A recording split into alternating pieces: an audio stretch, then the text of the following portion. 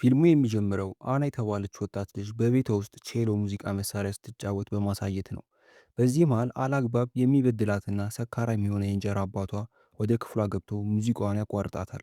የሙዚቃ መሳሪያውን ከእጇም ቀምቶ በኃይል ሊደፍራት ይሞክራል። አና ግን በዚህ ጊዜ በሁለት እግሮቿ እሱን በመግፋት ተከላከለችው። ሰውየው ተገፍትሮ ሲወርቅ አንገቱ ከአበባ ማስቀመጫው ጋር ተጋጭቶ በከፍተኛ ሁኔታ ደሙ መፍሰስ ይጀምራል። አና እየተመለከተችው እዚያው ወለል ላይ ህይወቱ አለፈ። ብዙም ሳይቆይ ፖሊሶች መጥተው አናን በቁጥጥር ስር አዋሏት። ፍርድ ቤትም ቀርባ ምንም እንኳን ንጽህናዋን ብትናገርም ዳኛው ከ4 ዓመት እስከ 9 ዓመት በሚደርስ እስራት ወደ ወጣቶች ማረሚያ ቤት እንድትወርድ ወሰነባት። አና ከሌሎቹ እስረኞች ጋር በባስ ተጭና ወደ ማረሚያ ቤት ስትሄድ እናያለን። እዚያም ሲደርሱ የቆዩት እስረኞች አዲሶቹን ሲያዩ በጭብጨባና በጩኸት ተቀበሏቸው። እንደደረሱም ጠባቂዎቹ የማረሚያ ቤቱን ዩኒፎርም እንዲለብሱ አዘዟቸው። ይህም በማረሚያ ቤቱ ያላቸውን ቆይታ መጀመሪያ አበሰረ። ብዙም ሳይቆይ አዲሶቹ እስረኞች አንድ ክፍል ውስጥ ተሰብስበው ፍራንክ የተባለ የማረሚያ ቤቱ ኃላፊ ራሱን አስተዋውቆ የማረሚያ ቤቱን ደንብ ነገራቸው።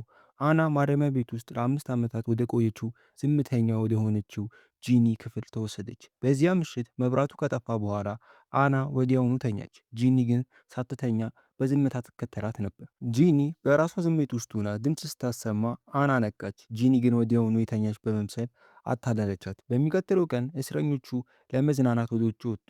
አና ከሌሎቹ ጋር ለመቀላቀል ስላልተመቻት ብቻዋን ተነጥላ ቆመች። ይሁን እንጂ ኮዲ የተባለች እስረኛ ወደ እሷ ቀርባ በዚህ አስቸጋሪ የማረሚያ ቤት ውስጥ የግድ ቡድን መቀላቀል እንዳለባት ነገረቻት። አና ግን ብቻዋን መሆን እንደምትመርጥ በመንገር የኮዲን ጥያቄ ውድቅ አደረገች።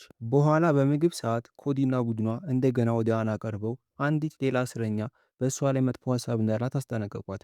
አና አሁንም ማስጠንቀቂያቸውን ችላ ብላ ሄደች። ነገር ግን ኮዲ ከበስተጀርባ ገፋቻትና ምግቧን መሬት ላይ እንዲደፋባት አደረገች። ቡድኑም ሳቁባት። በዚያ ምሽት አና ወለል እያጸዳች ሳለ ኮዲና ጓደኞቿ በጨለማ ክፍል ውስጥ ከበቧት። ለእኛም ክብር አልሰጠሽም ብለው ወነጀሏትና ደበደቧት። የቡድኑ መሪ የሆነችው ኮዲ አናን በማስፈራራት ስለ ጥቃቱ ለማንም እንዳትናገር አስጠነቀቀቻት። ከመሄዷን በፊት አናን በመሳም ይበልጥ አዋረደቻት። ደረሰባት ድብደባ የቆሰለችው አና ሕክምና አገኘች። ነገር ግን ጉዳቱ ያደረሱባት ሰዎች እንዳትናገር ስለታዘዘች ዝምታን መረጠች። የረዳት ነርሷ ችግሯን ለማረሚያ ቤቱ ኃላፊ ለፍራንክ እንድትነግር መከረቻት። አናም ምክሩን በመቀበል ጥበቃ ለማግኘት ወደ ፍራንክ ቢሮ ሄደች። ነገር ግን ፍራንክ ስልጣኑን በመጠቀም ያለ አግባብ ሊቀርባትና ሊያጠቃት ሞከረ። አናም በሁኔታው ደንግጣ ጥቃቱን በመቃወም እያለቀሰች ወደ ክፍሏ ተመለሰች። ጂኒ ሁኔታዋን አይታ ፍራንክ ነክቷት እንደሆነ ጠየቀቻት። የተበሳጨችው አና በማረሚያ ቤቱ ያለውን ሰው ሁሉ ባለጌ ብላ ጠራቻቸው። ጂኒ ግን በማረሚያ ቤቱ ያለውን ሁኔታ በማስረዳት ልታረጋጋት ሞከረች። በመጨረሻም ውበቷን በማድነቅ አና መጀመሪያ ላይ ባታምንም አብረው ጊዜ አሳለፉ። በሚቀጥለው ቀን ውጪ ያሉ አና ስትከተል የነበረችው አንድ ጥቁር እስረኛ ልታስፈራራት ኳስ በራሷ ላይ ወረወረችባት። ልጅቷ ሄዳ ቢሆንም አና በከፍተኛ ቁጣ ተሞላች። ስለዚህ ወደ ኮዲና ቡድኗ ሩጣ በመሄድ ቡድኑን ለመቀላቀል እንደምትፈልግ ነገረቻቸው። ከቡድኑ አባላት አንዷ መንገድ ላይ ሲጠልፏት ጸብ ተነሳ። ጸቡ በጠባቂ ቢቆምም አና ራሷን ለመከላከል ያላትን ቁርጠኝነት አሳየች። በኋላም ኮዲ ለአና እድል ለመስጠት ወሰነች። ክብርና ጥበቃ ለማግኘት መጀመሪያ የቡድኑ አባል መሆንና የታዘዘችውን ማድረግ እንዳለባት ነገረቻት። ኮዲ አናን ወደ አንድ ገለልተኛ ክፍል ወስዳ መጠጥ ሰጠቻት። ቡድኑን ለመቀላቀል ቀድማ ያስፈራራቻትን ጥቁር እስረኛ ፊት ለፊት እንድትጋጠማትና እሱንም በቪዲዮ እንድትቀርጽ አዘዘቻት። አናም ቡድኑን ለመቀላቀል ስትል ተስማምታ ሄዳ ልጅቷን መታቻት። ይህም ወደ ከባድ ድብድብ አመራ። ግርግሩ እየጨመረ ሲሄድ ጠባቂዎቹ ጣልቃ ገብተው አገላገሏቸው። እንደ ቅጣትም አናን ልብሷ ተገፋ ለ47 ሰዓት በጨለማ ውስጥ ለብቻዋ እንድታስር ተደረገ። ቅጣቷ ሲያልቅ ወደ ፍራንክ ቢሮ ተጠራች። ፍራንክ እሷን በማየቱ መደሰቱን ገልጾ በማንኛውም ጊዜ በሱ ቁጥጥር ስር መሆኗን አስታወቀ። የታዘዘችውን ካላደረገች ረጅም ቀናት ቅጣት እንደሚጠብቃት አስጠነቀቃት። በፍርሃት የተዋጠችው አና በመጨረሻም ለፍራንክ እጅ ሰጠች። እሱም አላግባብ ተጠቀመባት። አና በደረሰባት ነገር ተጸይፋ በመታጠቢያ ቤት ውስጥ ሀፍረቷን ለማጠብና ለማስወገድ ሞከረች። በሚቀጥለው ቀን አና የኮዲን ቡድን ተቀላቀለች። በዚያም እንደ ቡድኑ አባላት ምልክት ክንዷ ላይ ንቅሳት ተደረገላት። ሌሎቹ ሲወጡ ኮዲ አናን አላግባብ ልትቀብርባት ሞከረች። ኮዲ የቡድኑ አባል ስለሆነች እንደምትጠብቃት ቃል ገባችላት። በማግስቱ ጠዋት የአና እናት ልትጠይቃት መጣች። ነገር ግን በማበረታታት ፈንታ ጮኸችባት። የእንጀራ አባቷን ሆን ብላ እንደገደለችው ነው የምታስበው። አና ልታስረዳት ብትሞክርም እናቷ አልሰማቻት። በተፈጠረው ግርግር እናቷ መታቻት። ጠባቂ ሁኔታውን ለማረጋጋት ብትሞክርም እናቷ ግን እስር ቤት ዕድሜ ልኳን እንድትቆይ እንደምትፈልግ በመናገር በቁጣ ወጣች። ከዚያ በኋላ አና ከኮዲና ከቡድኗ ጋር ስትገናኝ እናያለን። ነገር ግን ያቺ ቀድማ የጠቃቻት ጥቁር ልጅ ቢላዋ ይዛ አናን ልትወጋት መጣች። ይህም ሌላ ትልቅ ግርግርና ድብድብ እንዲከተል አደረገ። ጠባቂዎቹ ጣልቃ ገብተው ቢበታትኗቸውም አና እንደገና ወደ ፍራንክ ቢሮ ተላከች። ፍራንክ በካሜራ ሲከታተል ስለነበር አናን ጸቡን የጀመርሽው አንቺ ነሽ ብሎ ወነጀላት። ከዚያም አደንዛዥ እጽ ያለበትን ቱቦ እንድትጠቀም በማድረግ ራሷን እንድትስት አደረጋት። ራሷን በሳተችበት ሰዓትም ፍራንክ በድጋሚ ጥቃት ፈጸመባት። ወደ ክፍሏ ስትመለስ የአና ባህሪ ሙሉ በሙሉ ተቀየረ። በጂኒ ላይ በመጮህ በቁጣ መታቻት። ጠባቂው ይህንን ለፍራንክ ሪፖርት አደረገ። ፍራንክም እንደገና በሁኔታው ተጠቀመ። ሁል ጊዜ ችግር እንደምትፈጥር በመንገር ወቀሳት። አናም ወደ ቤቷ እንዲልካትና ከእንግዲህ እንዳያጠቃት ለመነችው። ፍራንክ ግን ያዘዝኩሽን ካላደረግሽ ወደ ከፋ እስር ቤት እልክሻለሁ ብሎ ዛተባት። እናም እጣ ፋንታዋን ተቀብላ ወደ ክፍሏ ተመለሰች።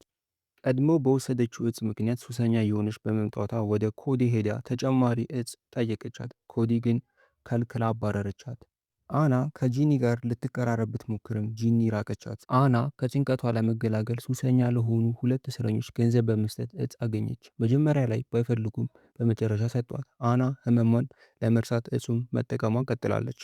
በዚህ መሃል ኮዲ አና እጽ መጠቀም መጀመሯን አውቃ ወደ ክፍሏ በመሄድ ተቆጣቻት። አና ግን ከእንግዲህ በእሷ ስር እንዳልሆነች በመንገር አባረረቻት። ይህም ወደ ጸብ አምርቶ አና ኮዲ ላይ ተፋችባት። ኮዲም ከቡድኑ አባረረቻት። አሁን ያለ ኮዲ ጥበቃ አና ለአጥቂዎቿ ተጋላጭ ሆናለች። ጥቁሯ ልጅና ቡድኗ መታጠቢያ ቤት ውስጥ አድብተው በመጠበቅ በከፍተኛ ሁኔታ ደበደቧትና ብቻዋን ጥለዋት ሄዱ። ሕክምና ካገኘች በኋላ አና ይበልጥ ወደ እጽ ሱስ ውስጥ ገባች። ሱሱ እየበረታባት ሲሄድ የሰዎችን ፊት ተለውጦ ይታያት ጀመር። በመጨረሻም ክንዷ ላይ የሞተች የሚል ቃል ተነቀሰች። በህመም ምክንያት ክፍሏ ውስጥ ስታስመልስ ጂኒ እርዳታ እንድትጠይቅ መከረቻት። አና ግን ሀሳቧን በማጣጣል ጂኒ በድጋሚ ተቀየመቻት። ቀናቶች አለፉ። አና በመታጠቢያ ቤት የደበደበቻትን ልጅ አገኘቻት። ጸቡ ከቁጥጥር ውጭ ወጥቶ ጠባቂዎቹ ጭምር ጉዳት ደረሰባቸው። ልዩ ኃይሎች ገብተው ሁኔታውን ካረጋጉ በኋላ አና በድጋሚ ለብቻዋ ታሰረች። ስትፈታ ኮዲ መታ ጂኒ አና ፊት አዋረደቻት። አናም ኮዲን በመቃወም እኛ ጓደኛም ጠላትም አይደለንም ተይኝ አለቻት። ኮዲ ከሄደች በኋላ ጂኒ አናን በማጽናናት አብረው ጊዜ አሳለፉ። በሚቀጥለው ቀን ጂኒ አናን ከእጽ እንድትርቅ ብትመክራትም አና አልሰማቻትም። ልክ አና እጹን ልትወስድ ስትል ኮዲ መታ እንዳታረገው ለመነቻት። ይህም አናን አበሳጭቶ በጩኸት ግርግር ፈጠረች። ልዩ ኃይሎችም ተጠርተው ገቡ። ፍራንክ ሁኔታውን ለማረጋጋት ሲሞክር አና በስብርባሪ ጠርሙስ ራሷን ልትጎዳ እንደምትችል ዛተች። ጠባቂው ሊቀማት ሲሞክር ፍራንክ ፊቱ ላይ ተቧጨረ። አና ተሸንፋ በድጋሚ ራቆቷን ወይንም ልብሷ ተገፎ በጨለማ ክፍል ውስጥ እንድትታሰር ተደረገ። በጨለማ ውስጥ ብዙ ጊዜ በማሳለፏ ተስፋ ቆረጠች። በከፍተኛ ጭንቀት ውስጥ ሆና የምግብ ትሪዋን ሰብራ ራሷን አቆሰለች። ጠባቂው ደም እየፈሰሳት ሲያገኛት የሕክምና እርዳታ ጠራ። ስትነካ ራሷን ዶክተር ሃና በሚባሉ የስነ ልቦና ሐኪም እንክብካቤ ስር አገኘችው። ሐኪሟ ልትረዳት እንደመጣች ስትነግራት አና የልቧን አውጥታ ነገረቻት። ራሷን የመግደል ሐሳብ እንዳልነበራት ነገር ግን ከብቸኝነትና ከህመም መገላገል እንደፈለገች ነገረቻት። ከዚያም ወደ አጠቃላይ ሕክምና ክፍል ተዘዋውራ ነርሷ አጽናናቻት። ጤናዋም ሲመለስ እናቷን ለማግኘት ጠየቀች። እናቷም ቀድሞ ላደረገችው ነገር ይቅርታ ጠየቀቻትና የዩኒቨርሲቲ ትምህርቷን እንድትቀጥል እንደምትረዳት ቃል ገባችላት። እናቷ ቤቷን ማጣቷ ስህተቷን ትረዳ እንዳደረጋት አና ተረዳች። ተስፋ ማግኘት ስትጀምር ፍራንክ እንደገና ወደ ቢሮ ጠራት። ወደ ክፍሏ መመለስ እንደምትችል ነግሮ ቅሬታዋን ሳይሰማ አሰናበታት። ክፍሏ ስትመለስ አና ህይወቷን ለመቀየር ወሰነችና የቡድኑ ንቅሳት ከክንዷ ላይ ጠፋች። ጂኒም ድጋፏን ገለጸችላት። በምሳ ሰዓት ኮዲና ቡድኗ በአና ብቸኝነት ተሳለቁባት። በዚያ ምሽት ጠባቂው ፍራንክ አናን ቼሏን ይዛ ወደሚጠብቃት ክፍል ወሰዳት። ፍራንክ በማረሚያ ቤቱ በሚዘጋጀው የችሎታ ማሳያ ታለንት ሾው ላይ እንድትሳተፍ ጠየቃት። አና መጀመሪያ ባትስማማም በኋላ ተስማምታ ቼሏን ስትጫወት ትንሽ ሰላም አገኘች። ይሁን እንጂ በሚቀጥለው ቀን ትሞቻለሽ የሚል ጽሑፍ ደረሳት። ኮዲና ቡድኗ ንቅሳቱን ስላጠፋችው በቁጣ ደበደቧት። ኮዲም አናን በቢላዋ ፊቷን አቆሰለቻት።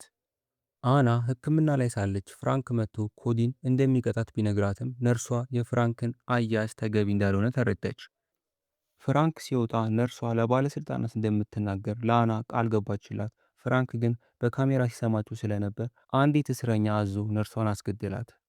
አና ይህን ስትሰማ በከፍተኛ ሁኔታ አዘነች። ፍራንክ ወደ ቢሮ ጠርቶ ለነርሷ ሞት ተጠያቂ ኮዲ መሆኗን ገለጸላት።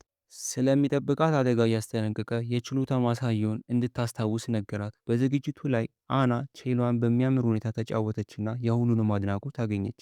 በኋላም ፍራንክ ለሰራችው ስራ በሚቀጥለው ወር የይቅርታ ችሎት እንደሚያዘጋጅላት ነገራት። ነፃነቷን እንደ ማስፈራሪያ በመጠቀም መድረክ ላይ ጥፋት ፈጸመባት እና ለጂኒ ስለ ይቅርታ ችሎቱ ነገረቻት። ጂኒ ግን ፍራንክ ተስፋ አስቆራጭ ስለሆነ እንዳታምኑ አስጠነቀቀቻት። አና ፍራንክን ለመጣል የኮዲን እርዳታ ጠየቀች።